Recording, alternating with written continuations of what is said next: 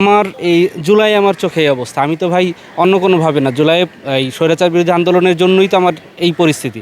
আমার এটার জন্য তারা কি করছে, আমারটাকে বিকৃত করে আমার প্যানেলের একজন সদস্যকে এভাবে মানে আমারটাকে ব্যঙ্গ করে ওরা এই কাজটা করছে। এই ডাকসু নিয়ে ইনডিসিশনে ছিলাম। তো রাত 1টার সময়, যেদিন মনোনয়ন তোলার শেষ দিন, তার আগের দিন রাত 1টার সময় আমি স্ট্যাটাস দেই। দেওয়ার পরে সাদিক আমাকে ফোন দেয় প্রথম। পরের দিন সকাল 10টা পর্যন্ত, মানে যেদিন লাস্ট ডেট, ওই দিন সকাল 10টা পর্যন্ত আমার ইচ্ছা ছিল স্বতন্ত্র করার, কিন্তু সাদিক সহ ফরহাদ, তারপরে শিবিরের আরও যারা কেন্দ্রীয় নেতৃত্ব, তারা ফোন দিয়ে বারবার অনুরোধ করে। এবং আমিও আসলে ভাবতেছিলাম যে একটা প্যানেলে গেলে আমার একার পক্ষে নির্বাচন করা কঠিন হয়ে যাবে, এই জন্য প্যানেলের চিন্তাটা আসা। তো এই আর ওদের যে মানে শিবিরের যে প্যানেলটা ইনক্লুসিভ একটা প্যানেল করছে, সেখানে আমাদের ক্ষুদ্র নৃগোষ্ঠী এক ভাই আছেন, বোন আছেন 4জন, তাই ইনকলাব মঞ্চের জুমা আপু আছেন। তো সব মিলিয়ে ওদের ইনক্লুসিভ প্যানেল, ওদের আন্তরিকতা, বারবার অনুরোধ করা, এই দিক দিয়ে চিন্তা করে আসলে এই প্যানেলে আসা। আর অন্য কোনো প্যানেল আমার সাথে যোগাযোগ করে না। এখন যোগাযোগ করলে কি হতো না হতো সেটা তো আসলে যোগাযোগ করলে পরে বলতে পারতাম, যেহেতু করে না, এটা তো আসলে বলার কিছু নাই এখানে। এইটা আসলে খুবই মানে একটা ঘৃণ্য একটা কাজ।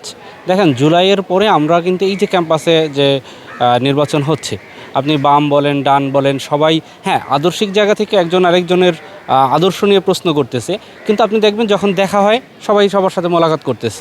তো এই যে পারস্পরিক সৌহার্দ্যপূর্ণ একটা পরিবেশ, এই পরিবেশে তো আমরা এমন কিছু আশা করিনি।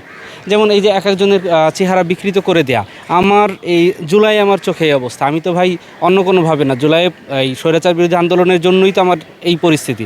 দেখেন, আমার এটার জন্য তারা কি করছে, আমারটাকে বিকৃত করে আমার প্যানেলের একজন সদস্যকে এভাবে মানে আমারটাকে ব্যঙ্গ করে ওরা এই কাজটা করছে।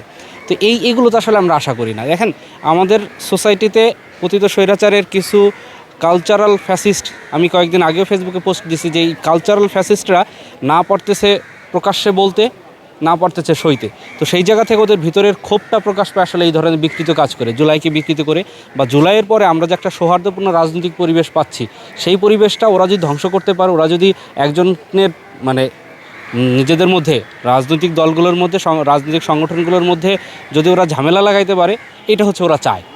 ওরা পারছে না বলে এইটা ওদের মানে ভিতরের ওদের যে একটা ঘৃণা ভিতরে এই জুলাই পরবর্তী বাংলাদেশের প্রতি, সেটার বহিঃপ্রকাশ আসলে।